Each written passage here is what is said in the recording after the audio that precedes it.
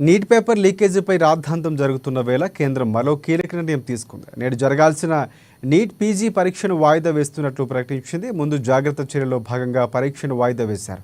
కాగా NEET PG పరీక్ష కొత్త తేదీని త్వరలోనే ప్రకటిస్తామని చెప్పింది. విద్యార్థులకు కలిగిన అసౌకర్యానికి చింతిస్తున్నామని ఆరోగ్య మంత్రిత్వ శాఖ పేర్కొంది. విద్యార్థుల ప్రయోజనాల కోసం పరీక్ష ప్రక్రియల పవిత్రతను కాపాడేందుకు ఈ నిర్ణయం తీసుకున్నట్లు తెలిపింది.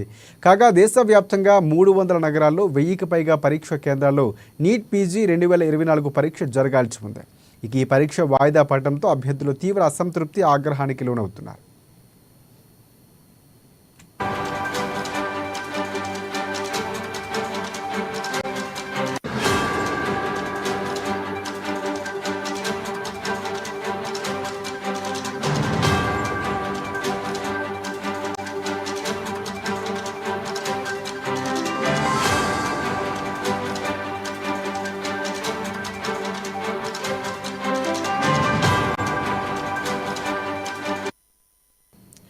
రైట్, బ్రేకింగ్ చూస్తున్నాం. నీట్ పేపర్ లీకేజీపై రాద్ధాంతం జరుగుతున్న వేళ కేంద్ర ప్రభుత్వం మరొక కీలక నిర్ణయం తీసుకుంది.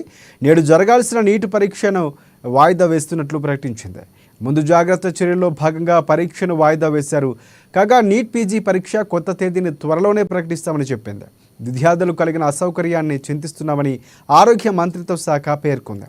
విద్యార్థుల ప్రయోజనాల కోసం పరీక్ష ప్రక్రియలో పవిత్రతను కాపాడేందుకు ఈ నిర్ణయం తీసుకున్నట్లు తెలిపింది.